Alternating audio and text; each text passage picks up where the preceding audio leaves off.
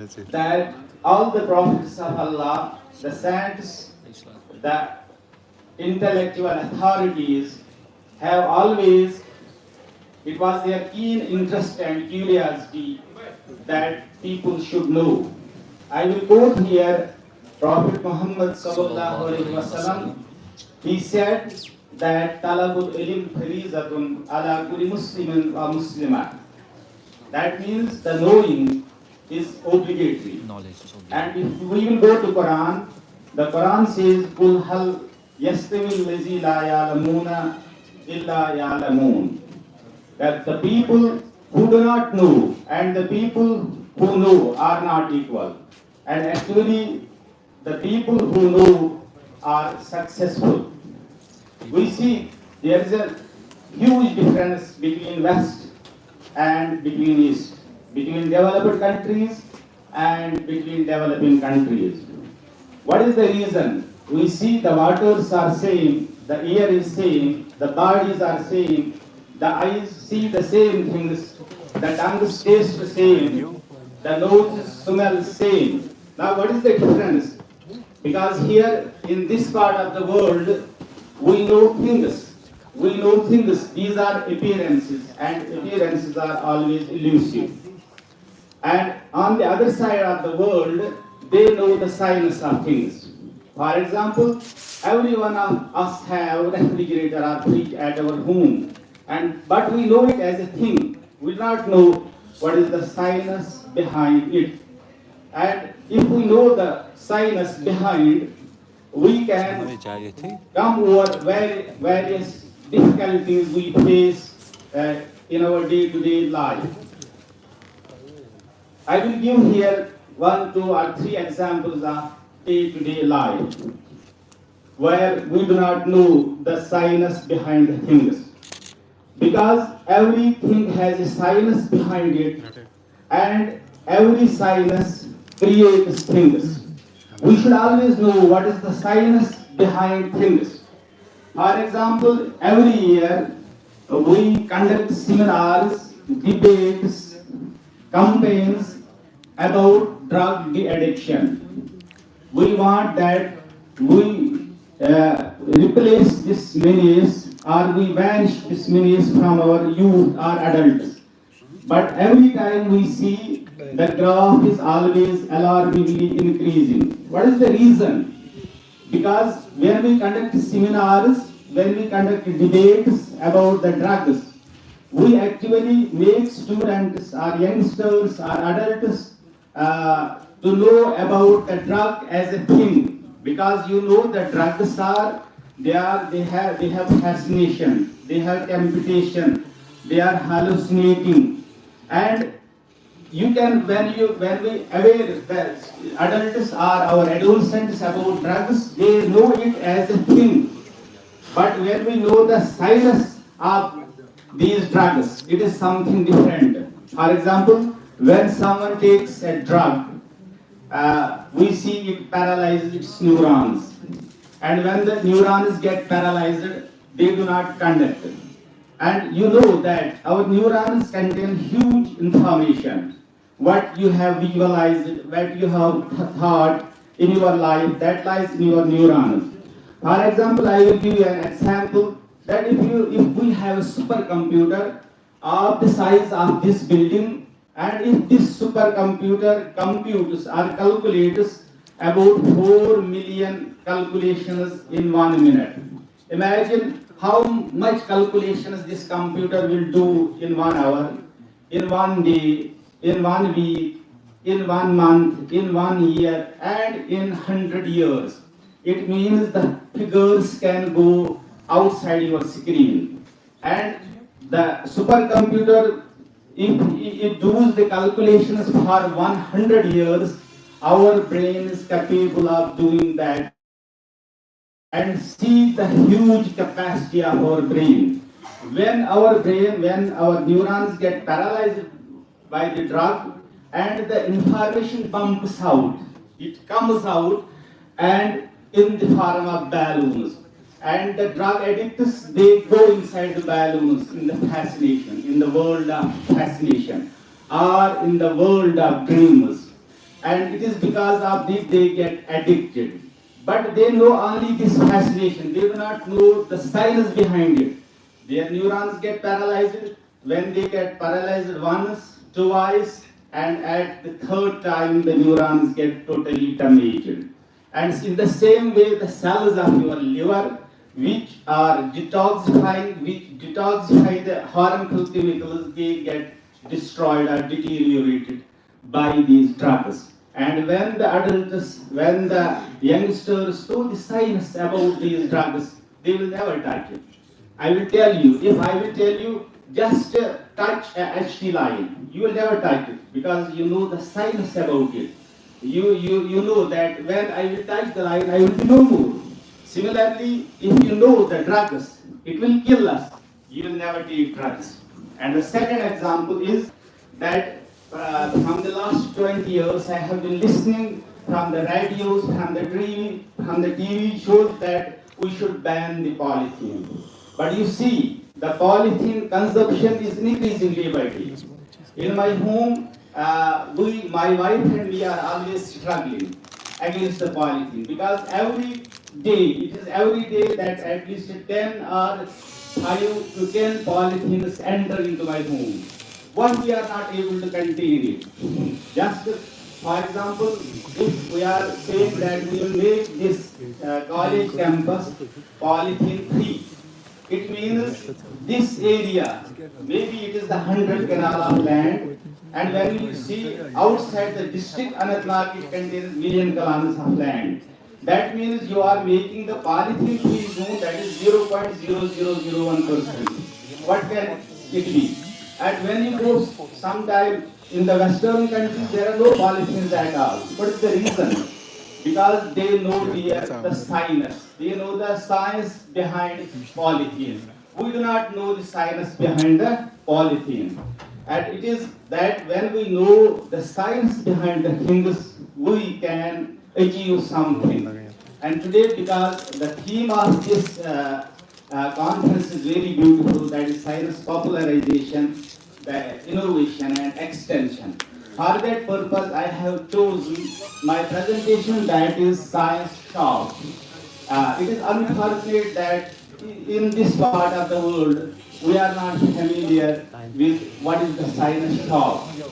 What is basically a science shop? Science shop, when we see, are not shops in the traditional sense of the word, but actually these are platforms that create knowledge for organizations and for civil society that lack the resources or expertise to carry out research themselves. Thus, a science shop represents science society interface. What is the history? When we go to history, that this concept of science shop emerged in Netherlands first in 1970s, and in 1980, the science shop, there was something professional about it, and in about 1990, we see they became commercial. And due to some publications which appeared in the Nature and in Science, it triggered a lot of attention abroad. And we see this led to the spread of this concept in countries like Germany, USA, Canada, Romania, Iceland, France, Greece, Spain, Turkey, and Baltic states. But unfortunately not here in this part of the world. And how does the science shop works? When we see we have taken this NEP 2020 from the Europe and launched it here. It contains the concept of science shop here. But unfortunately, we are still unaware about it. This national education policy contains a basket, and in this basket we have the different physical courses. Physical courses are nothing but this interface, that is the science shop. But what we do, what does the science shop work? How it works? It promotes students' engagement with the community sector. It is an outreach initiative where we can involve the students, where we can take them to the society, to the level of the society, to see the problems, or the society can address, or take their problems to the shop so that they can get addressed. And it engages students across a variety of disciplines in community-based projects undertaking the work as a part of their course. Groups put forward, the civil society groups put forward ideas, and students and staff provide the knowledge to get results for the community or voluntary partners. Why to develop the science shop? What is the stage? Why is the stage? Why can we develop? We can develop these science shops either in colleges or in universities or in some research institutes. They can also be run by non-profit organizations or even companies wanting to share their research expertise to support their local community. And who can access a science shop? And who can go there? Who can put forth the problems there? Representatives of local communities or civil society organizations can approach the science shop with a problem where they feel some research might be helpful. For example, associations of young people, patient associations, or a local support club can access to the project for immediate solution. Even a group of citizens with shared concerns about an issue affecting their local community can benefit. Members of civil society can approach regarding an environmental issue like pollution of water bodies, etc. in their area. Sometimes certain companies and government institutions can also approach provided the results must be of wider societal relevance. And why is research needed by civil society? Because the research is a useful tool for generating knowledge and evidence that ultimately bring change in the society. Research, for example, research can result in new ideas. It can help organizations better understand the motivations. Research findings might be used to inform funding agencies to make decisions. Research can be used to allocate resources. Research can result in the development of new products or services, or research can be used to shape future policy. What kind of research do science shops carry out? When we see that it depends upon the expertise of the science shop and those undertaking the projects which are there in the helm of affairs. We can also include questionnaires, interviews, like etc. Sometimes projects consist of some more consultation type of work for community organizations. Sometimes projects such as developing educational resources or even running other types of consultation and engagement activities. Who in the research science shop carries out the research? Actually, the research is carried out by supervised students. Students and staff in the institutions, for example, in universities and colleges. And sometimes researchers from research institutes can be involved. What involvement is required? It is a mutualistic approach is there. There is the civil society and the experts and the students in the science shops, and there is holistic approach. That is, all the stakeholders must get benefited. Does it cost anything at all? We see in the world there is no free lunch. But considering the science shop is actually offer their services for free. However, in some cases, an organization may be asked to cover small costs such as travel or equipment costs. And impact of science shop in higher education. What are the impacts of science shops? And we see in higher education, most universities, especially in Europe and still today here also, we will not choose an academic career path after graduation. Thus, higher education has to prepare its students in a flexible way for many different kinds of jobs. Key elements in the education, therefore, must not only be acquiring knowledge, but the competence to apply the knowledge in context in a rapidly changing society as well. In science shop projects, students learn valuable skills such as communicating with non-experts and solving a problem in context. Students can earn credits for their work, which can count towards their degree. And options to include their work in curricula. In science shops, we can make them more functional by creating novel courses or practical period called the science shop projects and avoiding credits to this course. Or we can incorporate the projects in existing courses and practicals as a case study, or we can use these science shop projects as a thesis for BSc, MSc and PhD. And impact of science shop on research. The science shops can function as an antenna or even as an incubator for new research theme. Impact of science shops on society.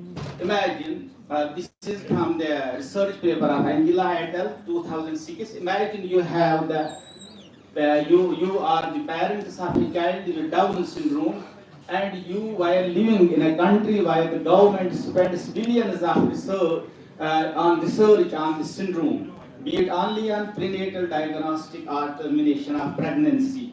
Or imagine you are living in a poor neighborhood and some factories that are vital to your income are threatened new waste disposal standards they do not seem to be able to comply with. Or imagine you are a handicapped person and you would need some dedicated adaptive technology to allow you to live well. Would not a science shop be exactly what you would want to have? Examples. For example, the Center for Business Research Center for Neighborhood Technology in Chicago brought together scientists, industrial developers, and metal workers, which together identified an affordable waste management system for the factories in their area, and thereby saved thousands of jobs vital to the low-income neighborhood. And the science shops in Leiden counterbalanced the preoccupation of the Dutch national government with parent prenatal diagnostic and termination of pregnancy for children with Down syndrome by initiating research to improve the quality of life for families who did have these children with Down syndrome born, for instance, by studying education, social care, and financial arrangements. And in general, what we see the impact of this science shops, that is, which can be summarized as media public attention, influence on policy or legal success, contribution to new products, services, organizational capability, and we can sum up it as it is an empowerment. And what are the potentials and barriers? The barriers and we see the potentials. Science shops have impact on higher education, it have impact on society, and at the same time we have barriers. The barriers are there. It is still considered as a grey literature because whatever is the outcome of these science shops, it is not still published in the reputed journal, therefore considered as a grey literature. This is the barrier of these science shops. Now to conclude, the society can be an active participant in changing the role of science. Science shops give access to those that would otherwise not have access to scientific research. Our interaction between citizens, groups, and researchers can have more profound long-term influence on the scientific process by changing the focus of research. Thank you. This was just actually, it was a review from the literature because we have no science shops there. You must have thinking that he is looking towards the second and telling us something because everything is from literature. There is nothing of mine, no research, because here in this part of the world there is no such concept of science shops, and it is what the Europe is doing, how they are popularizing this science and taking this science to the grassroots level so that the society, the common people can know what is science, what is the science behind the things, what is the science behind the problems which they face in their day-to-day life. Thank you. This innovation and skill is in synchronization with that. So that is why this NEP is all about that. Yes, yes. So this is basically a concept from a science shop. This is science. Skill and this. I was thinking So that actually, person. our degree is now matching with the West, 4+1. So it is with that. So there is no master's or post. Here and launched it. It's like that. It contains a science shop, but still the people do not know there is this concept of science shop.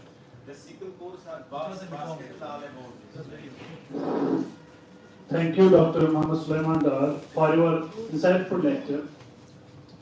Dr. Sulaiman Ahmed Dar is really an asset to this institution. He is always ready to deliver lectures whenever asked. Now our second segment starts.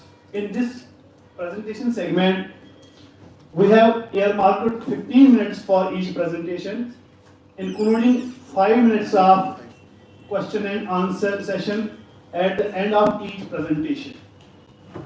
The luminaries sitting in the presidium will act as judges for the segment, as we have Best Presentation Award. Dr. Zuhur Ahmed Wani, Assistant Professor, Department of Botany, will be rapporteur of this session. So I will invite our first presenter, that is Dr. Zahid Ahmed Malik, lecturer zoology. Please. Thank you. Thank you, GDC Anantnag, for inviting me for a presentation on the event of science popularization, innovation and extension. Thank you for organizing the event. I am highly thankful to the organizers of this event.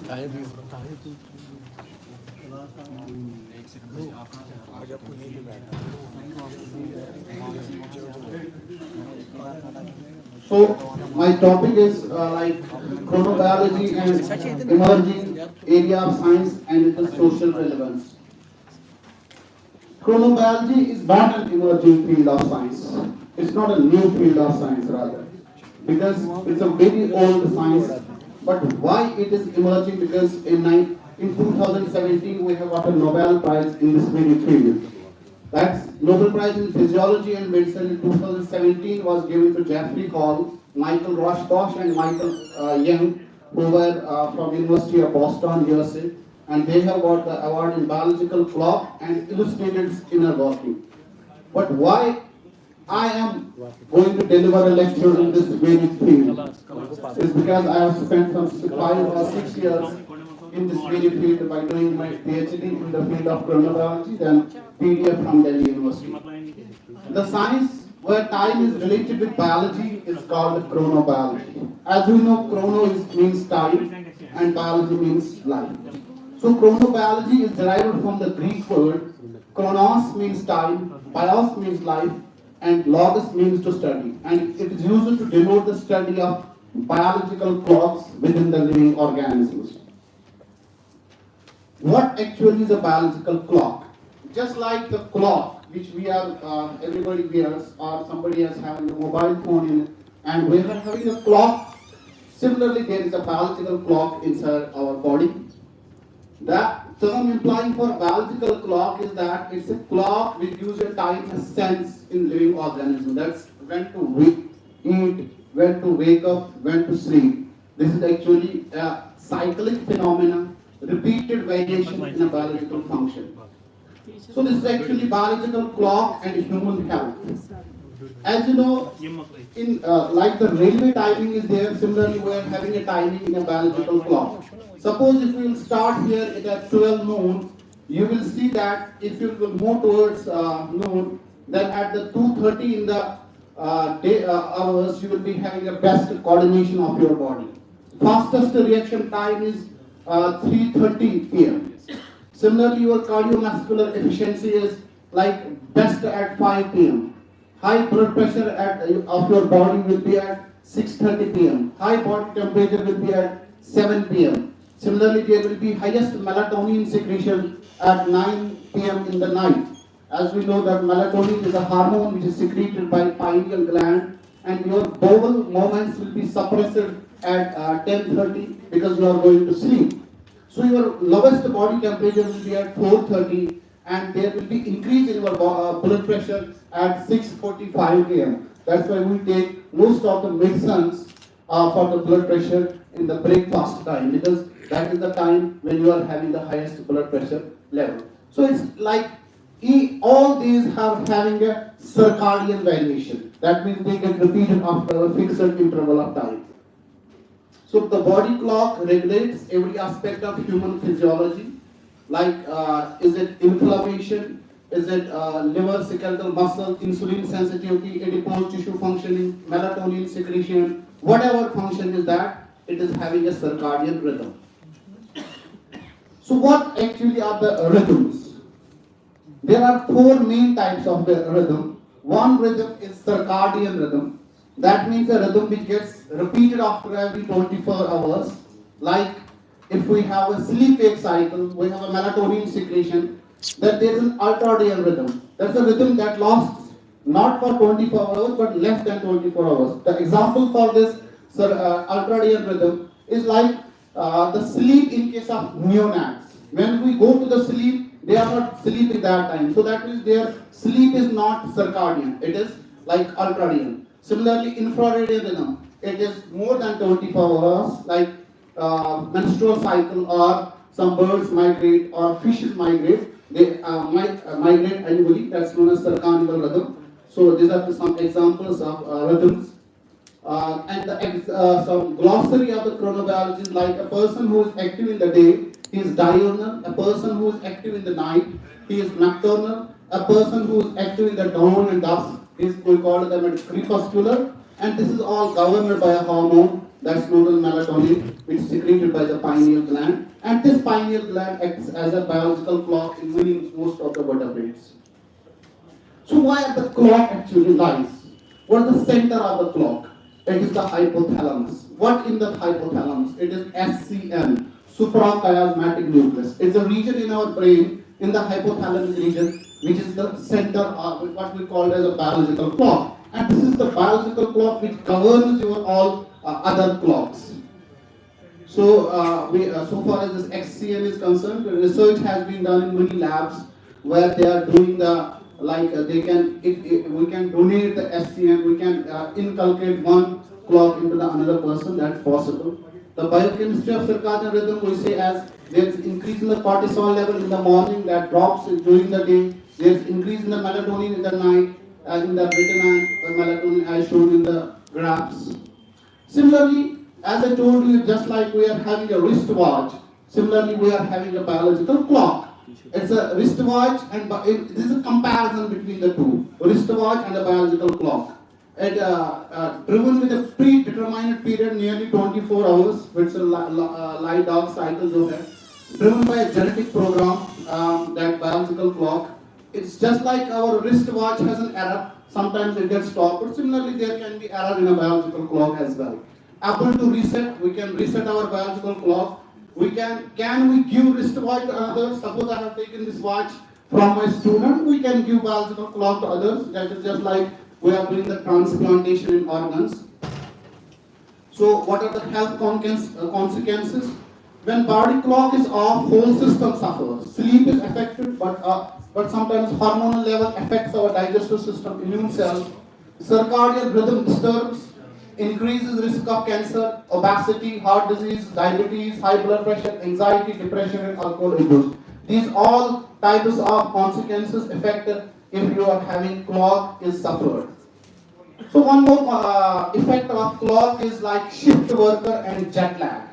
What happens to the person who are shift workers or a person who moves from one country to another country? How their clocks get disturbed? So far as shift work is concerned, as we know, there are day by day there are increase in the shift workers. If it's not in Kashmir, if you go outside Kashmir, there is increase in the shift workers, and it's necessary. Why we use the shift workers? You are having a truck driver who often drive throughout the night and sleep during the day, which creates a conflict between the internal clock and the external clock. Internal clock is his biological clock, but he is working against his biological clock. Similarly, we are having an emergency room where you need a doctor, you need a nurse, and they are working during the night hours, so that means their clock is disturbed. So we need doctors, nurses, policemen, hotel staff as a part of our social life. So what we see is that in industry that's increasing the shift work, quality currently lifestyle demands immediate and round the clock services. Suppose your phone is not working, your Samsung phone is not working, your Apple phone is not working, your laptop is not working, and at 12 in the night you can call to a customer care. That's the because they are working in the shifts. So that's why they are listening to your call. Early rise or retiring to bed early than normal is an examples of failed advance. These are some terms which we use in the chronobiology. Is a person is a guard in the ATM. He is a shift worker. You can see how his sleep is deprived, and another person, his sleep is deprived because he was working during the night hours. Similarly, there are major problems to the shift workers. They are having like their public health safety is affected. They are having a lot of problems so far as their physiology is concerned. And one of the major issue of the shift work is that there occurred the Bhopal gas tragedy. It has occurred in the night. Chernobyl nuclear disaster. It has occurred in the night hours. 3 Mile Island accident. It has occurred in the night hours. Or any other accidents. All these accidents have occurred in the night time. The reason being that they were working in the shift hours and their coordination was lost.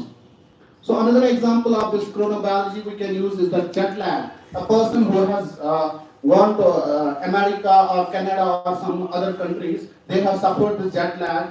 Is a malaise often associated with transmeridian long distance airplane travel. Jet lag occurs when you travel to different time zones, but your body clock is still on the schedule of time zone where you normally live. So your clock gets disturbed. Because of that, you are having a trouble with digestion, reduced physical and mental performance, mood disturbance, anxiety, depression, irritability, fatigue, sleep problem. These all problems arise because if you are having a jet lag. When you move from one country to another, to whom the jet lag occurs? Jet lag only occurs while you fly from east to west or from west to east. In other words, when you change the time zone. But it does not occur to the person who move from north to south or vice versa. So there is always the persons like, so far as jet lag is concerned, we say it is easier to adapt to jet lag when flying in a westerly direction because the day of travel is lengthened while it is shortened while traveling east. As our endogenous cycle is about 24 hours, so we are able to cope with the phase delay and phase advance. So we can stay up with and to sleep, and why don't take being woken up when we want to sleep. So as we know, players who come from different countries. So what is the remedy for the jet lag? There is a melatonin pill. There are pills available in the market. If you will go to the other foreign countries, there are melatonin pills which resets your clock. Then traditional treatment, one more is there seasonal affective disorders, which is very much common. A medical doctor, a psychiatrist can prescribe psychotropic drugs, while a psychologist must prescribe a psychotherapy. So we are having a SAD over here. That's seasonal affective disorders. It's very much prominent in Kashmir. This SAD, particularly in the month of November and December. So these are seasonal affective disorders which affects the person, and its therapy is phototherapy. And one more interesting is Sorry for interruption. Due to paucity of time, I request you to wrap up in. Thank you. Okay, just one slide. So there are two types of personalities. One is lark type, another is owl type. Lark type person is one who is morning type, and another is owl type. So these are different therapies to the persons. And if any student wants to do research in these areas, these are the areas where you can, there's a different institution in the country where you can do the research. I have done my PhD from IRFA Center from Lucknow, and then after I have done a postdoc from Department of Zoology, Delhi University. Thank you. Any question? No, I will be adding one thing. If anybody sometimes you want to go US for a conference or a postdoc, two flights are usually there, from Delhi to New York or Chicago. If you go direct, you will see lot of Jet lag. Because so chronobiology has a lot of impact on our health in that case. 10-15 दिन लगते हैं उसमें. And another way, you go through Europe or through Middle East. In that case, you will some. That's why I have such from east to west. If you move from east to west, there's a jet lag. If you move from north to south. So always it seems to be easy to go from Delhi to Chicago or New York, but it is otherwise very difficult to work. So you have to go for a conference. So use different countries. So it takes 1 or 2 days to acclimatize your body as per the clock is reset. Thank you.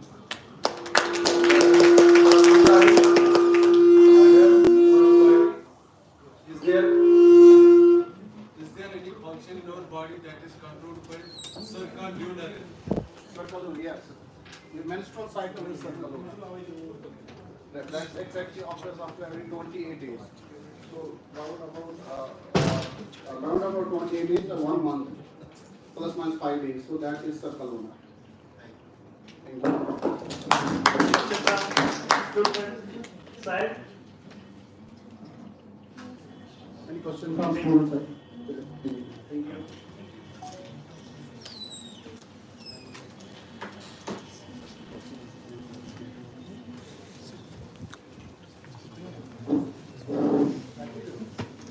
Now I would like to invite Ms. Safia Mehraj.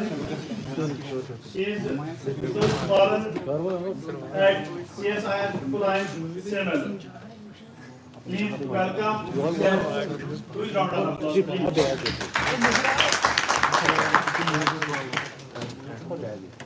please. I welcome you all with Islamic greetings. Assalamu alaikum wa rahmatullahi wa barakatuh. It's indeed a great pleasure to be in front of the people who are speaking since morning about the neurodegenerative diseases, the fight which we are having, how we cross the blood-brain barrier, the cure for the disease, like we are having a number of diseases across the globe, like it be the antimicrobial resistance, that's a threat to the society in the present-day scientific era. Then discussing about the science shocks where we have a collaboration of the science with the interpretation of results and getting some explicative thoughts and observations about the nature and how we will come up with a solution. We are living in this universe, so yeah, it's our utmost responsibility. But here, I will not be discussing about microbiology. I will not be discussing about any other aspect. But what I will be discussing is the intersection of the art and science. Being as an artist, I am working in a microbiology lab where I am dealing with the n number of microbes, starting from the gram-positive to negative, then doing n number of techniques there. I will give a brief introduction about the historical aspect.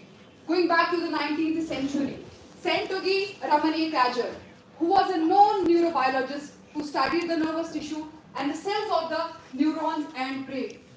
The person was so up with the scientific discoveries that his work led to the magnificent work in the field of neurodegenerative diseases, which eventually led him to win the Nobel Prize. The person who was a scientist, besides that, he was also an artist, who used to draw his sketches on the books with regard to what is happening inside the neurons, why they are connected to each other, what is the cause of connection, and how it's actually influencing the overall system of a brain and a body, the coordination of a body. His artworks are found everywhere in the textbooks. If you just Google out the Raman, you will get an example there. His artwork were also adorned on the walls of the New York City, maybe in the New York galleries and many more. Let me cite one more example of a renowned person who was in polymath of the medieval period. The name Leonardo da Vinci. Everyone is familiar about the famous pictorial representation of Mona Lisa. A person who was a painter, a sculptor, a botanist, besides that, he was a scientist also. He once folded a puzzle about a rabbit population. Then he actually gave the solution of the economic sequence of numbers. That found wide aspect today in the dentistry, in the photography, in the music composition, and many more. You can be an artist, you can be a scientist at the same time. And believe me, you can have a wide impact on the society if you think you can. Likewise, there are history, we talk about the history. History has a rife of examples of people who have contributed equally in the field of art, in science, and many more fields. Now, I'm here to intersect art and science and to give a connecting link. But believe in present society it's very complex. It might look easy, but it's not. Because these two belong to the different cultural diversities. And if I will talk about the beginning of the contemporary and the historical aspect of the connection of the art and science, then there needs to be perspection of some inputs, for example, in the process of how we observe the nature, what's actually happening inside the human body, how the cells are interacting, why we are coordinating, what is happening with the surrounding, and how actually we are capable of looking into the depth of science. Then another part will be the output, the observation we got in the input. Then we will talk about how the process is going and what actually is my observation from my camera of lens and how I will interpret the result via the scientific finding and many more. Now the history, as I mentioned, has many examples, starting from the Islamic culture, where people used the star-shaped intricate architectural geometry design for designing of the buildings. Other than that, there was a noor. It's actually a kind of material along with the material science. They combine both arts together so that they come up with a different lettering of the manuscripts and many more. The person, as I mentioned, he was also referred as Fibonacci. Leonardo da Vinci was also called Fibonacci of the time, Renaissance. The person was a polymath. He was having multiple talents together. But how the divergence occurred? It's way back in the 19th century when they thought that art and science are divergent. But in present day world, we will see the convergence at many aspects.